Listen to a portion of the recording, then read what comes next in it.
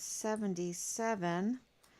Let's see if I'm on here. Oh my gosh, all the pictures are different. Um, okay, so, and I know I posted that up quite a bit today, but that's okay because that information needs to get out. Let's see if I'm live. It doesn't look like I'm live. Did I miss something? See if I missed something. Yesterday I had a little glitch too. There it goes. Yep. Okay. All right. We are good to go. I can see your thank you so much, Kathleen. I see you. Thank you. Okay, so um we've been answering a lot of questions from media, and we don't trust media too much. We just don't. They haven't really earned our trust, right? And they um, they seem many of them seem to do the will of whoever is paying them. Of course they would, of course, but something is very, very wrong when we provide public funding so that an organization, a media, can remain neutral and really give an accurate report of what's going on. And that's the case with El Paso Matters. But El Paso Matters is owned by El Paso Community Foundation. And they are really in disguise. They're in disguise of their tax-free status and their charitable, and I'm sure maybe they've been forced to do some charity, to stay undercover. But what's going on underneath is pretty rotten. So we had Bob Moore of El Paso Matters try to hijack our son's story about receiving the notice of death, right? And really hijack his whole story and put out all this false narrative um, by twisting things. And it really is an art how they can take uh, a story and manipulate it so that it will lead people to think a certain way that they want them to think. And so Bob Moore never called us to give a statement for it. He never even asked to use Richard's picture. And so we wanted to address what is really going on in Richard's case, because there is so much. Let me bring up my notes a little bit here. And,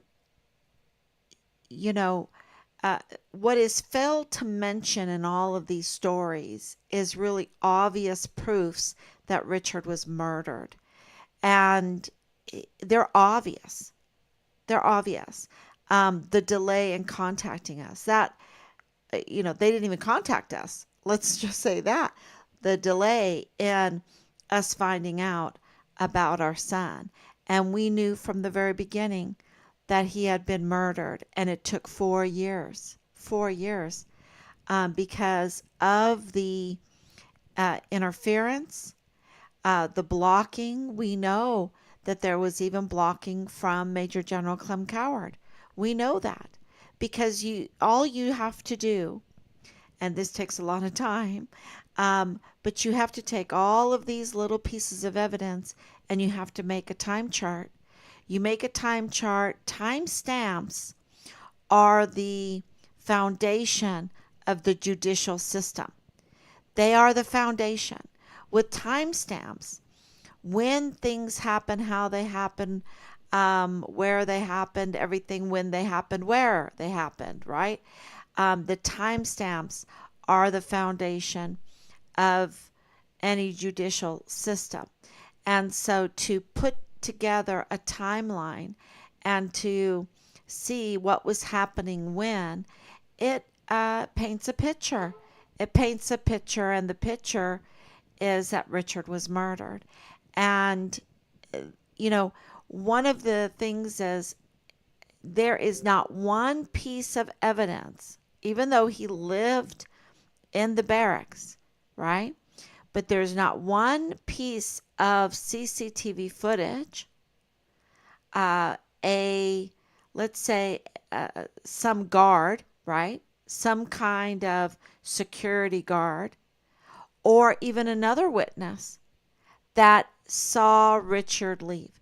And this is Fort Bliss, and Fort Bliss has surveillance cameras everywhere. And yet there are gaps in the surveillance cameras, and there's no evidence whatsoever of Richard leaving Fort Bliss on his own. So, what does that tell you? That tells you that he was murdered on Fort Bliss.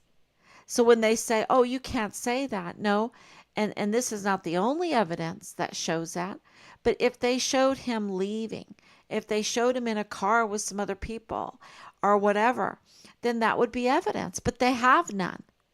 You see? So the crime was committed on Fort Bliss, and for a long time there, we absolutely entertained the idea that Richard was kidnapped, abducted, stuck in a car, and then driven over to Mexico to be killed. But there's no evidence for that. So we can't entertain that idea for too long, right? I mean, there is maybe a doubt, but we're working with things that are beyond a reasonable doubt. And so Richard has to be on Fort Bliss because there's no evidence showing him leaving Fort Bliss. And that's very important. Then also, the official CID report is so wishy-washy with who was where when. And that whole CID report is so bad. It is so bad because it has been manipulated, clearly manipulated. Things sanitized, meaning they did not mention things that needed to be put in there. We've worked on that for a long time, going through that report so that we can, and that's good. This is good timing because CID Agent Howell needs to look for Richard's remains now, right? Because we have a declaration, we have a notice of death, and now we need to find Richard's remains. This is where the investigation needs to be. But that CID is even involved in this, they shouldn't be because they absolutely are criminally involved in this case. So they can't be investigating their criminal involvement, just like Bob Moore can't be writing a story about Richard when he is a party to this case. So he's not an independent journalist, and he doesn't even tell people in the story that he's a party to this case, right? So it's obvious that there is so many people trying to backpedal or manipulate everything, that this is proof that a very, very serious crime. And Richard, where is Richard? There is no financial record. There's no contact with us, nothing for these almost 4 years. So that is also proof that he has been murdered. The other thing is we have a testimony from a unit member that said he saw Richard being forcibly removed from the barracks. Okay? Now, that didn't get into the report. Why? Why? That's really important that a gang goes into Richard's barracks room. How did they even get in there, right? Well, with Dallas Hart being the platoon leader, that's very easy. He has access, right? So, but to to have him being pulled out forcibly against his will is very, very important in all of this when we put it all together. Um, so those are, the those that say that Richard walked away um, were found to be liars, right? Were found to be liars. And absolutely, Jay Pollan is found to be a liar. The the escort who was supposed to be Richard's security guard, because Richard was a whistleblower. This is another huge, huge proof that Richard was murdered, because he was a whistleblower, and the security guard wasn't there, and they called it, oh, he was complacent, right?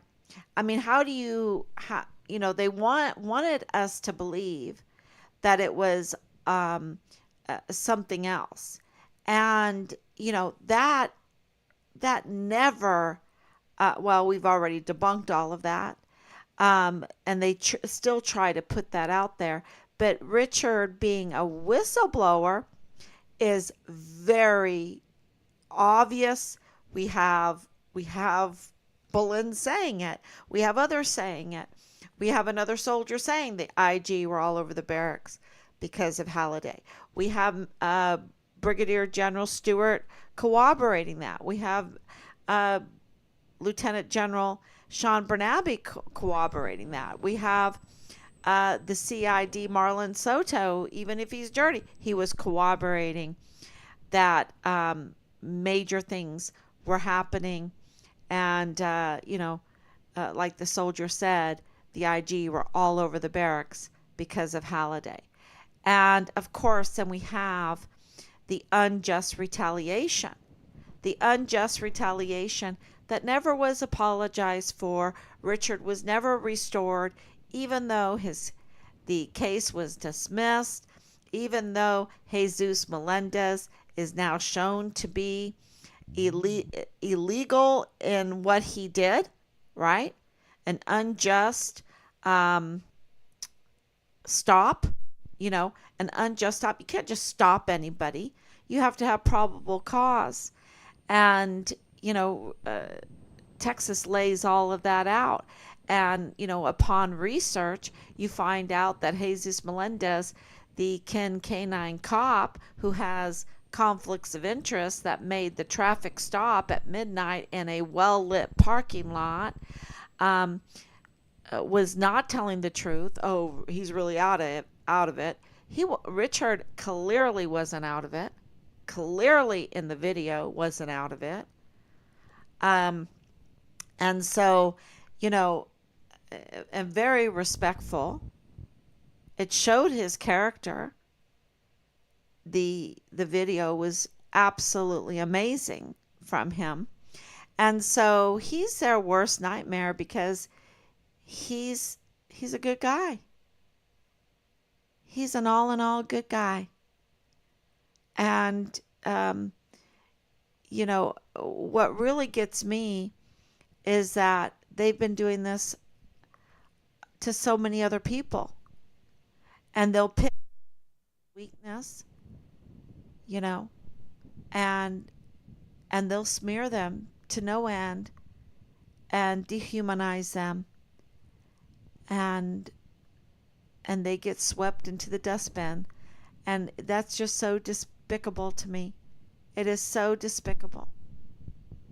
And so this is, marching us forward with Richard, that we have this opportunity to expose this criminal network that wants to, anyone that gets in their way, they want to prove their weakness and do them in, and do them in. And I just think that's so despicable. So, but getting back to Richard, the surveillance footage is very, very concerning because that means that the suspicion was then on Thomas Kane because he had control over uh, the surveillance footage. And then we find out that Leilani Hart has a very close relationship, and she is the prime suspect. And so it's like, okay, wow. So that really makes her a prime, a very prime suspect in the murder of our son. But could she be? Could she be violent? Could she go along with murdering a soldier? Could she do that? And then you find out that she has a long history, a long, not just a history, but it is it's a record. She has a long criminal record of violence, of lying to law enforcement.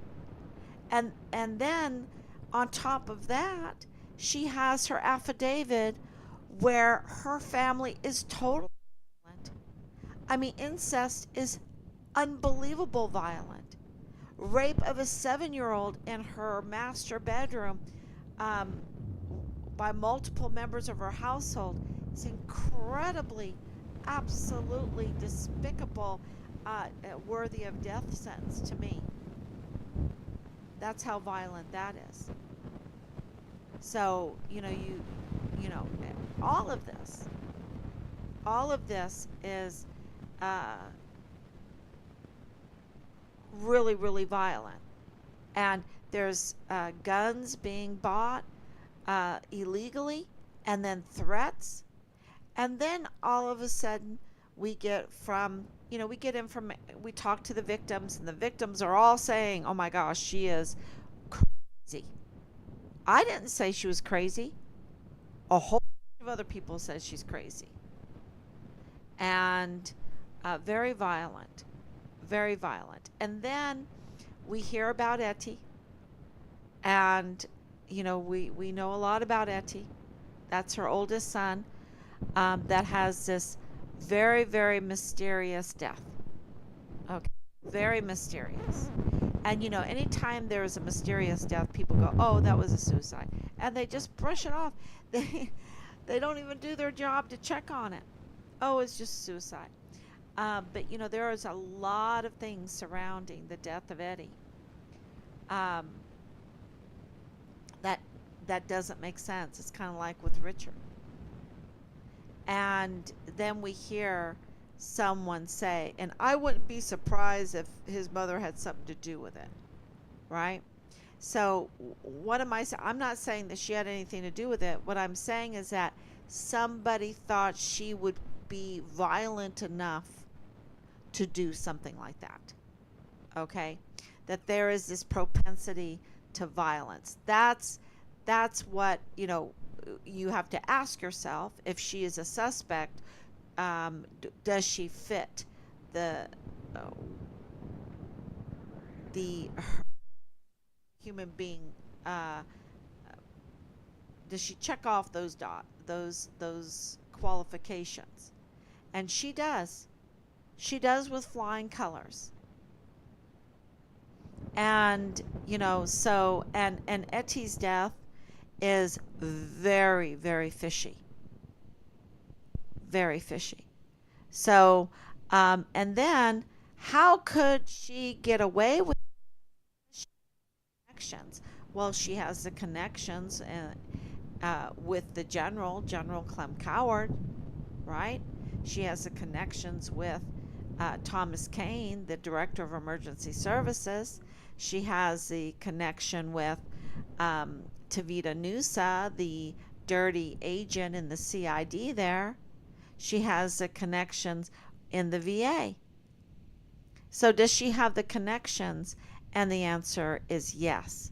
So the evidence,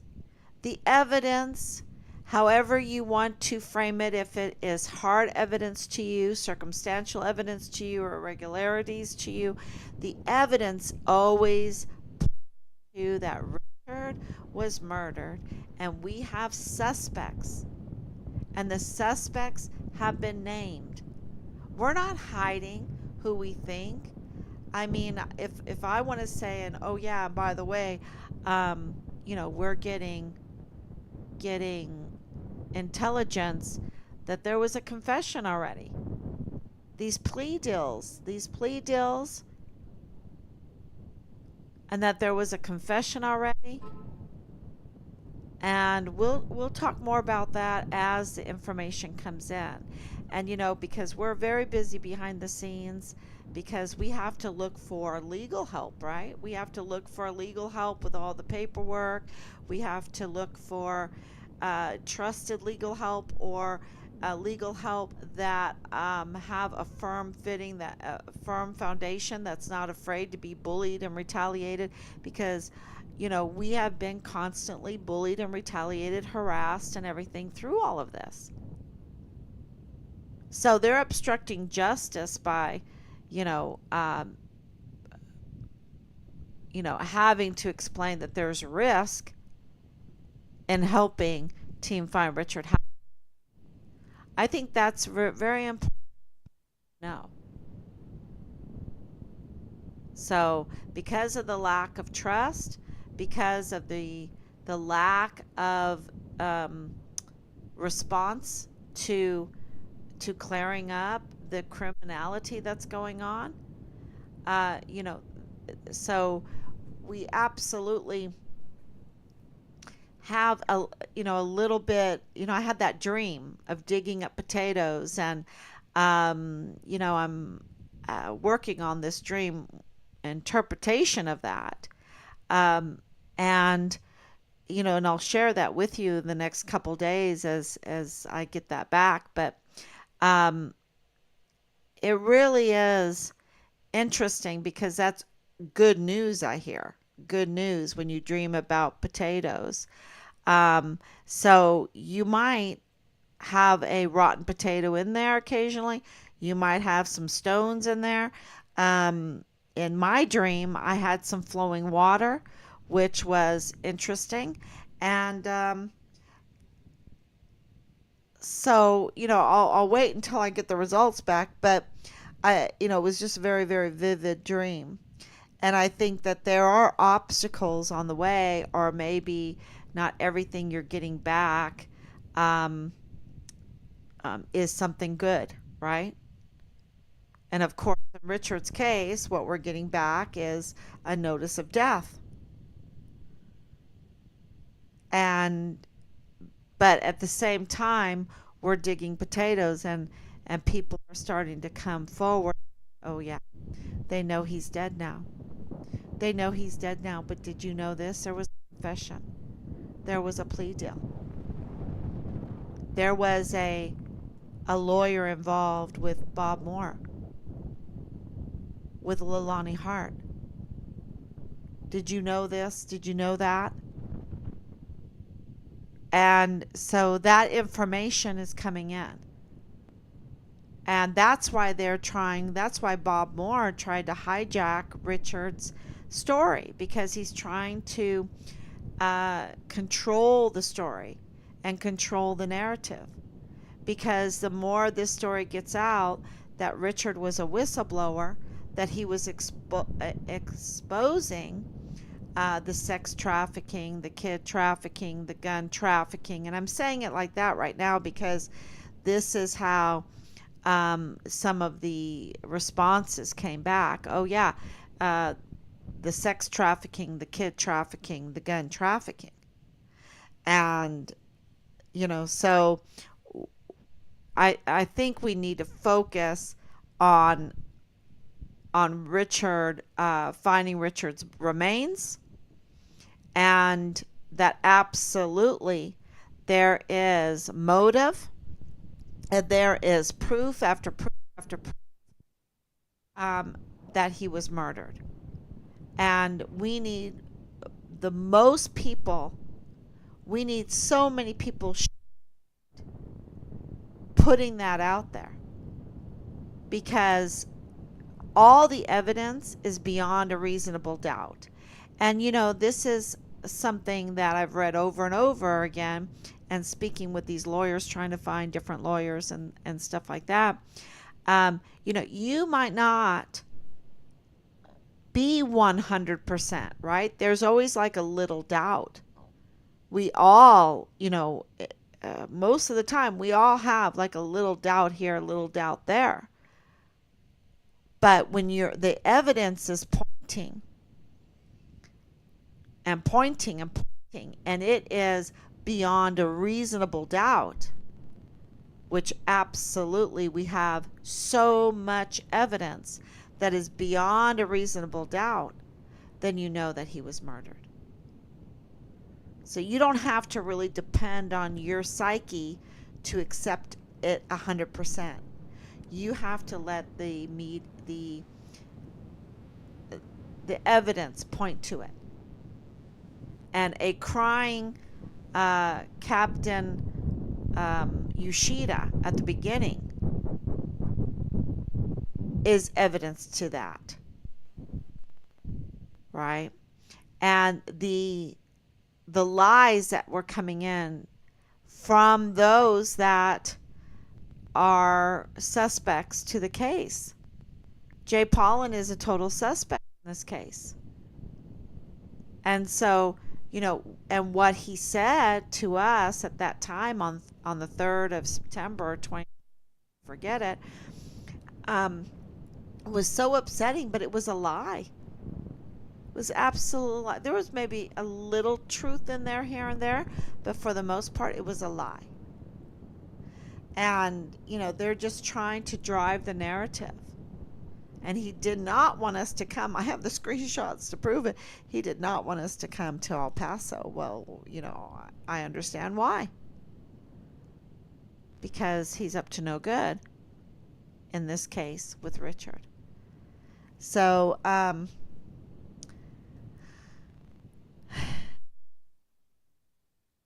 don't forget this history of violence, history of confrontation between Dallas and Richard.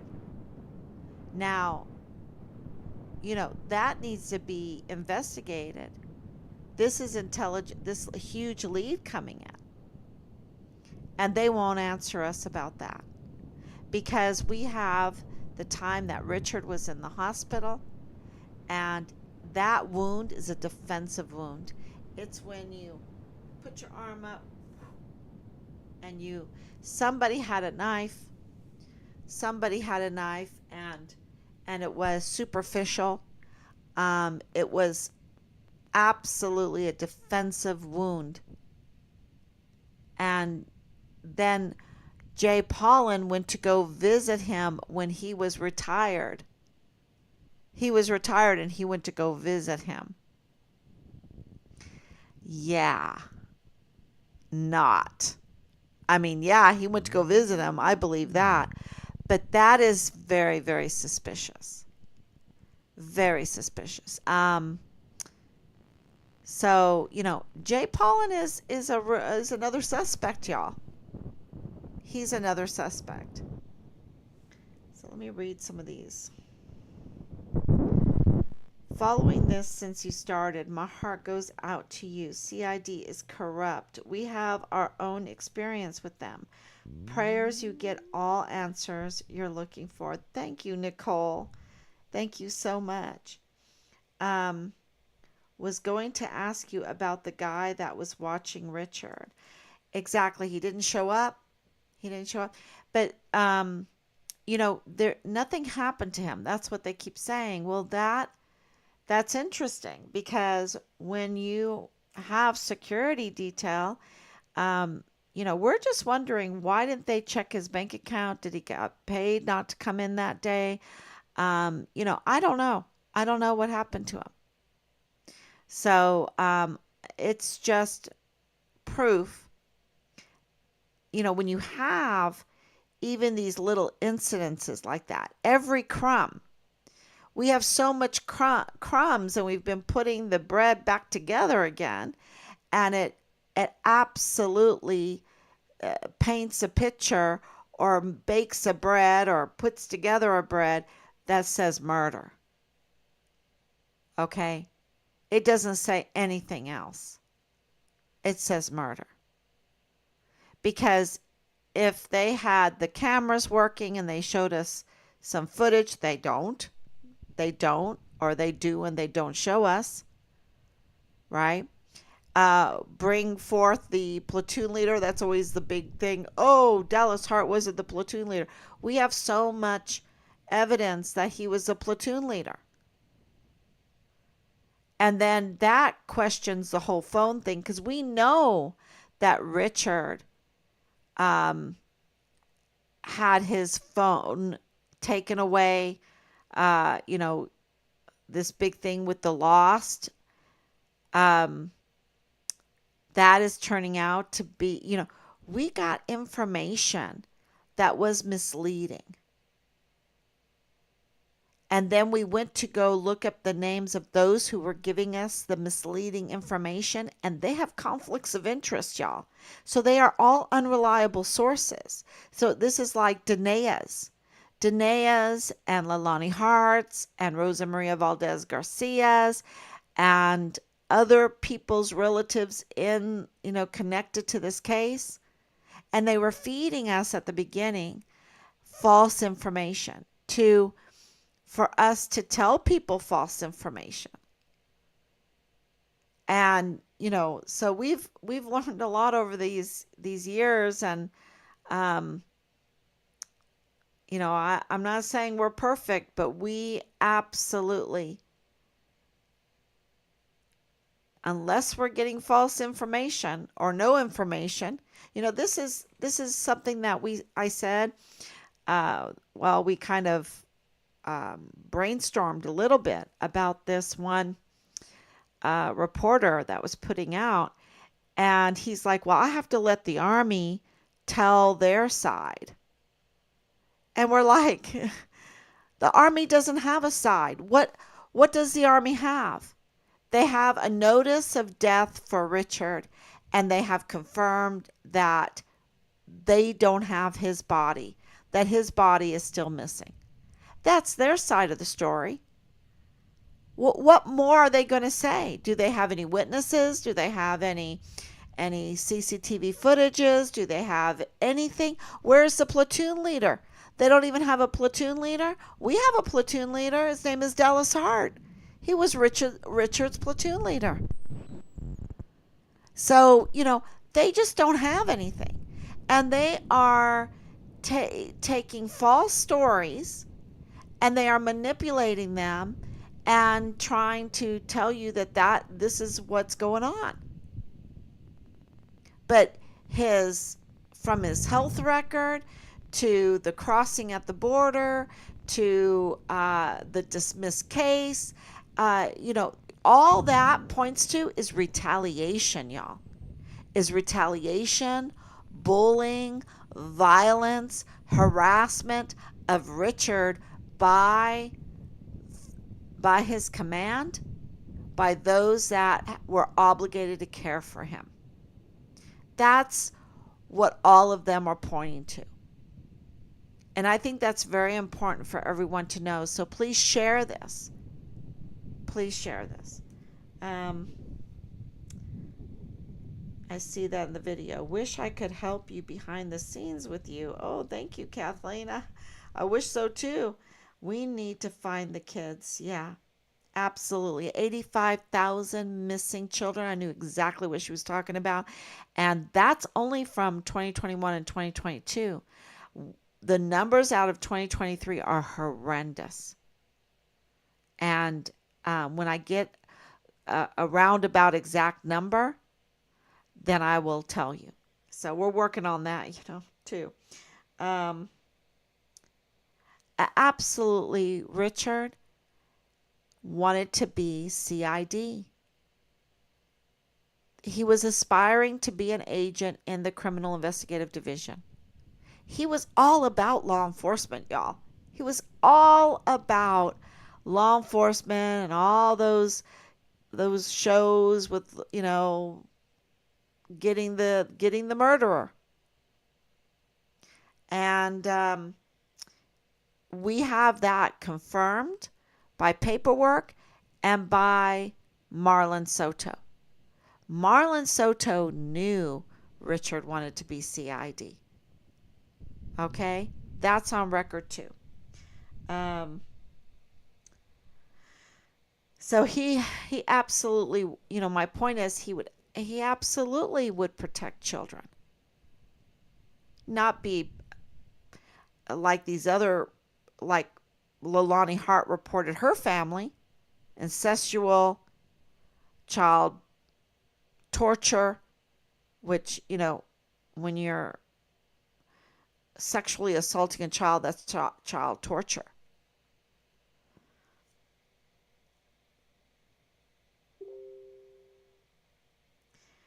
Yes. Has anyone looked into what Richard was trying to tell? So we've been looking into it quite a bit, and what this notice of death is going to help us do is look into it better, because now we get to step into Richard's shoes. But we have, you know, I don't think it's been a week yet, and we've had to really um, cry,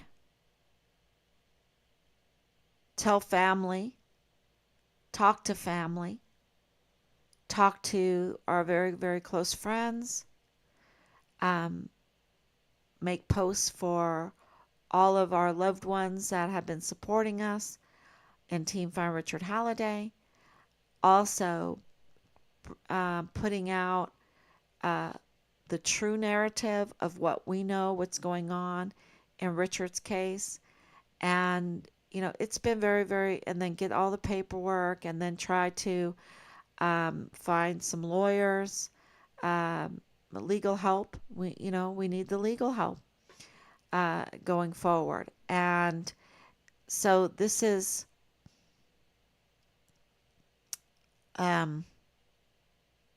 this has been really a whirlwind. So we will look into all of what he was trying to report. That is really important, because we believe from all the information from almost 4 years, it is about sex trafficking, kid trafficking, and weapons trafficking, gun trafficking. Yes. Thank you so much, Kathleen. Yes, and the kids that are on the base are under an Ogle, and they're in danger. They're in danger. Um, uh, she is also up to no good. Absolutely no. And she's in charge of CYS. She was in charge of the well-being of the children in that intake center. Why she hasn't been removed, I don't know. She was also teaching at Park University. Um, yeah, she is not good. Nope. Nope. And we pay too much money. We need to remove those that are not doing their job well. If one child was injured, there needed to be an investigation. Well, we have 85,000 and more. Yeah. Hi, Grace. Thank you for coming on. So we absolutely know that Richard was murdered because we have so many proofs. And when you put all of those proofs together, that's the picture. That's the picture that you have. And there's no doubt, it's beyond a reasonable doubt. And that's why I can say it. I can say it because it's so obvious. It's right in front of us.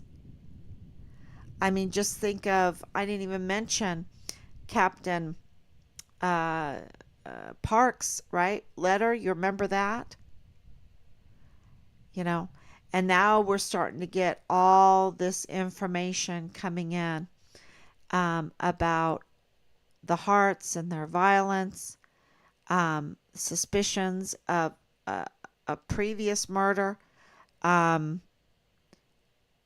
yeah, you know, that would not be happening. There would be, I've mentioned Leilani Hart's name and Dallas Hart's name and uh, Tavita Nusa over and over and over again as key suspects in the murder of Richard Halliday, right? Do you think there would be one character letter, right? Where's everybody crying out saying, "Oh no, you got the wrong people." No, they couldn't do that. No, they're just wonderful people. No, you don't have any of that. That in itself is evidence because we had testimony. We had letter upon letter upon letter, and we put that out. That's still on TikTok. That's still out there. Character letters of Richard. We had one written in his own hand. Where is a letter written in Dallas Hart's hand? Right? We have a tampered with um, travel voucher. That means they manufactured evidence, which is also criminal, which is also another proof that Richard was murdered because they felt like they had to manufacture evidence. And then Rob's missing persons report in Juarez, Mexico at the AG office there was tampered with. That's also proof, to make Richard sound like he's a criminal. We didn't make Richard sound like a criminal. So it was tampered with. And they took advantage of us. And so that's proof that they were trying to find any way to interfere in the search, in the investigation of Richard, which means Richard was murdered. And Danae is huge proof. And Boleyn, oh my gosh, Boleyn is huge proof. And remember I told you that she's involved, okay, in this, but she didn't have a close relationship with Richard. I know that Richard cared about her, but it was not a close relationship because she couldn't tell me one story. Not one story. So it's like how Richard cared about the children. And don't forget, he was reporting sex trafficking, child trafficking, kid trafficking, I should say. And then, of course, the gun trafficking. And, that's really where it's at, in my opinion. But he absolutely confronted her. And he also, I rather burn my money than spend it on whores and blow. Don't do it. Don't do it, Boleyn. They say they respect you, but they don't. They don't. Those women, they don't. So who are those women? Leilani Hart? Amber Chase? Right? Who are those women? Oh yeah, Danae Katzen. Oh yeah, I gotta feed my family. All this stuff. And Richard's like, no, he was warning her. He was warning her that there's other things that are better. And I don't think that they liked that, because I think that their sex trafficking was a big a big money maker. And yeah, and that's funny because he's saying, don't do it, don't do it. And the guys, they're just horny. They just want to see you naked. And then Marlon Soto is like, oh, well, putting these labels on Richard. And I'm like, okay, where's the evidence? We've got evidence to the contrary, that he's whistleblowing, that he turned in those tapes, that he called up CPS, that he called 911 calling out for help, that he called Washington, D.C., that he called Houston FBI, which is child trafficking. But we didn't know that at the beginning. We're like, okay, what's going on here? It has taken 4 years to do the job that they should have been doing. And it took the Army 4 years to give us that notice of death that we knew on day one. Why?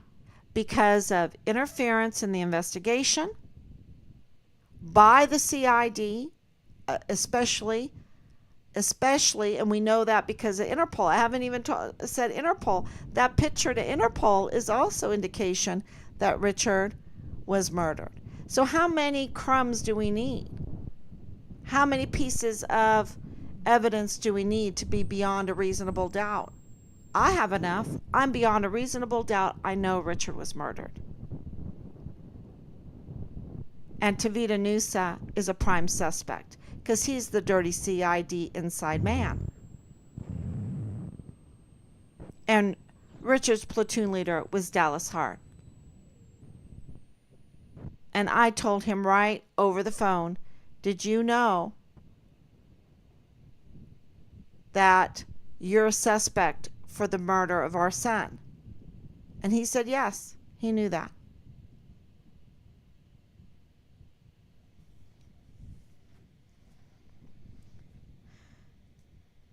But this is the whole thing with the N-word. They, when you have friends like Major General Clem Coward, who has friends, upward and that, and, you're part of a criminal network that's making loads of money, then you feel like you're untouchable. That you can just admit to everything, that you can act vile and vulgar, that you can use the N-word, and that you are at no risk of losing your job. But you know what?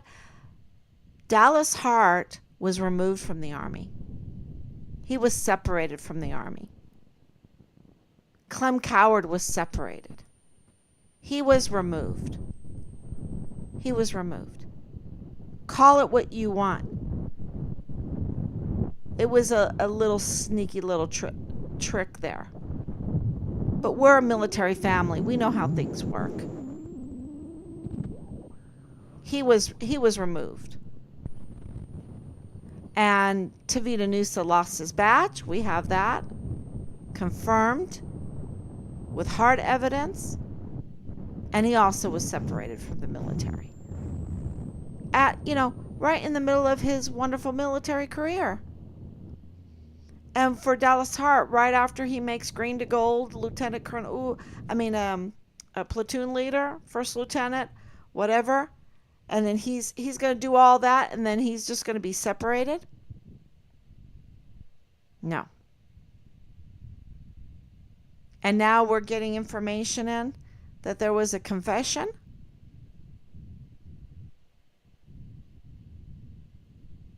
Plea deals.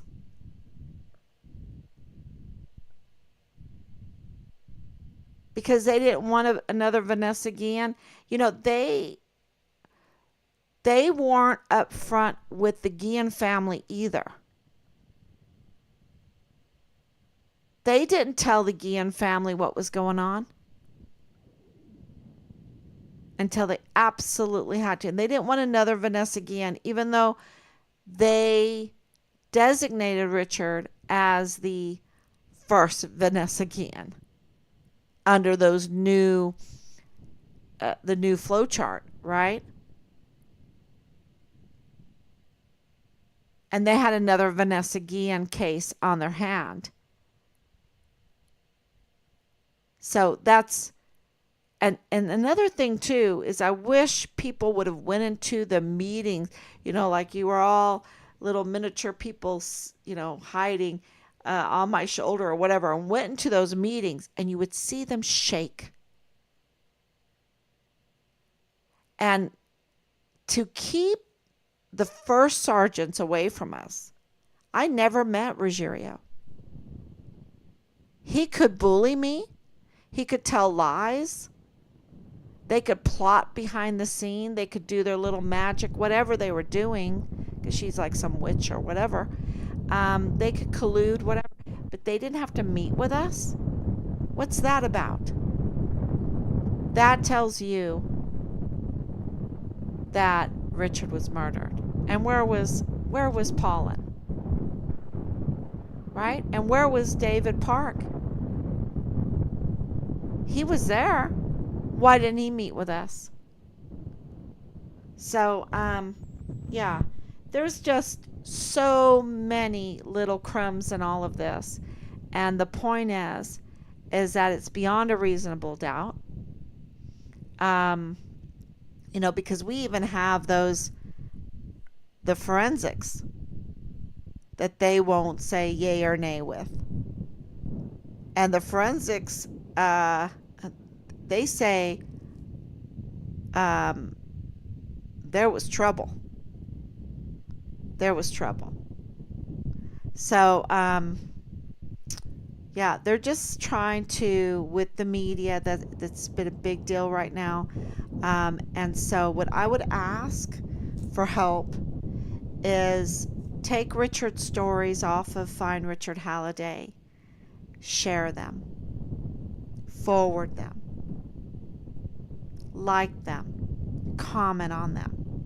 We don't have anything monetized.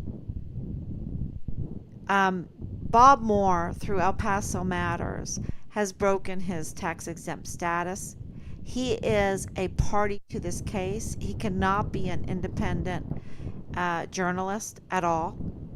And he tried to hijack our son's story and tried to feed El Paso more misrepresentations, if I want to be legally right?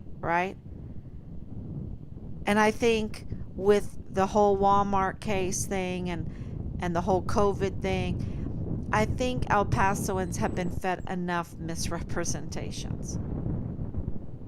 It's time for some truth.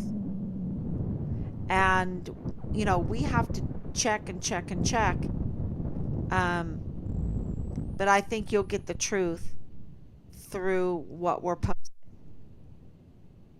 And, so if you can share those, if you can comment, if you can like, and let people know, because there's a criminal network that's up to no good in El Paso. Today, for example, the DA came out, and he is an illegal DA. El Paso right now has an illegal DA. He's a usurper in the 34th Judicial District Attorney's Office. And he came out today with a capital murder case that he gave, I think, 20-something years for. It was the most despicable. They plea dealed it out. Why? Because there's a problem. He is a mess because he's illegal, and he's that whole thing. But there's another aspect to this. The medical examiner, the chief medical examiner, is illegal. He violated his visa. This is a $438,000 a year job, 753% more than the average working person in El Paso. And he cannot even do his job properly. He is botching every case right now. Every case, that's what that means. Everybody in a capital murder case right now can walk. Okay, so you do this horrendous murder and they plead deal. Can you imagine when he gets into prison and someone that knows the law a little bit is going to look at him and say, "What, you plea dealed? You idiot. You could have walked because the DA is illegitimate and the chief medical examiner is illegally in this country. And he can't even hold that position unless he's an American citizen. So, even if he was legal, even if but see, he violated his visa. So I don't know how he can get another visa. My son-in-law is South Korean. He had to get a legal visa to enter the country and to work. During COVID, it was so bad, he had to go back home. He had to go back to Korea to work. I understand this about the visas, and you have to get in line, and it takes time, and you have to honor your visa, your agreement. He did not do that. We have them. We have these documents. So that's why, I think the things that have been exposed also triggered that they finally give us that notice of death. Because right now, the legal system for El Pasoans, there is none. And you get a very violent criminal, and if they have a lawyer friend, which a lot of these do, Leilani has a lawyer friend, an LDS lawyer friend, with Bob Moore. And, when all that breaks, people are going to be like, what the heck? What the heck? But if you're a criminal, you can do your dirty deeds with impunity right now. And there should be an outcry. So ends. A total outcry. And, I was just got a glimpse of this movie that was playing. And I didn't finish it or anything like that. But there's no time, right? There's no time. But in passing, I'm watching this a little bit. And it was about this Northern Ireland American kind of like undercover, and it's about a little terrorist activity in there. And I'm forgetting the point that I wanted to make that was so good. She didn't know he had another wife. He had 2 more kids. She just didn't know. Right? And I forgot the point I was trying to make. It's too late. I'm burning the midnight oil, even if it's a little early. But it'll come back to me. But yeah, with this whole thing in El Paso, her relative is telling her, I just remembered again, that she shouldn't pursue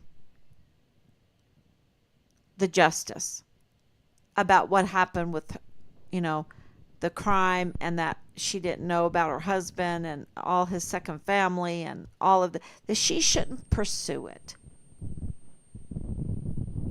Some things are left undone. And I'm watching it, and I think about 4 years ago I would have bought that. I would have said, oh yeah, we shouldn't pursue justice. We shouldn't pursue righteousness, because justice and righteousness are synonymous, right? And I think all of us have that told to them, in their family, because of this TV, this hypnosis that, oh, okay, this crime happened and we shouldn't really pursue it.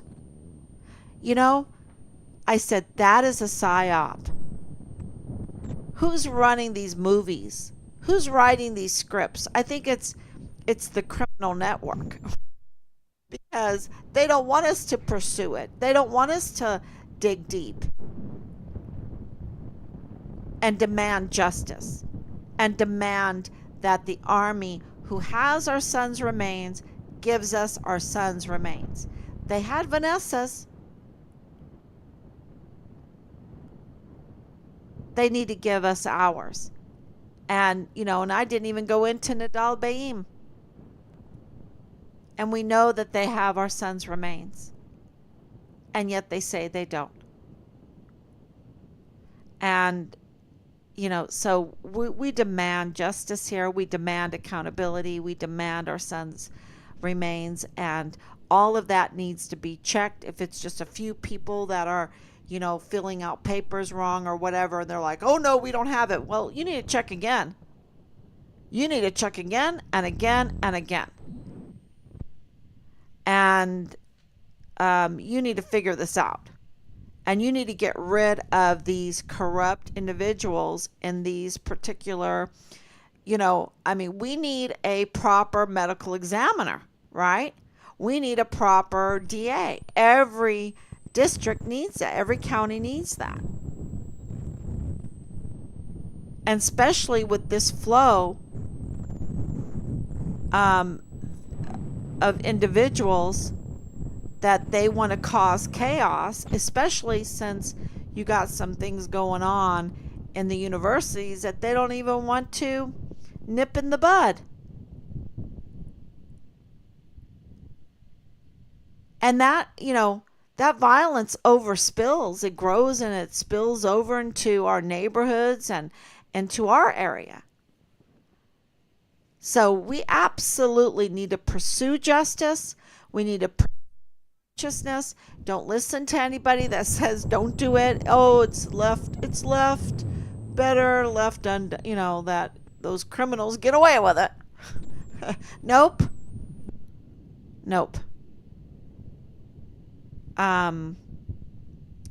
I don't agree with that. I think we need to establish justice, pursue it. People go, oh, you need to pursue happiness.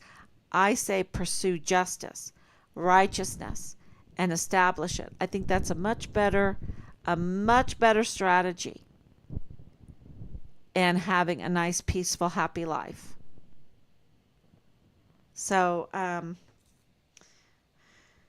you're right. He lost his crossing pass. Okay, let me see. Oh, you're right. He lost his crossing pass. I looked that one up.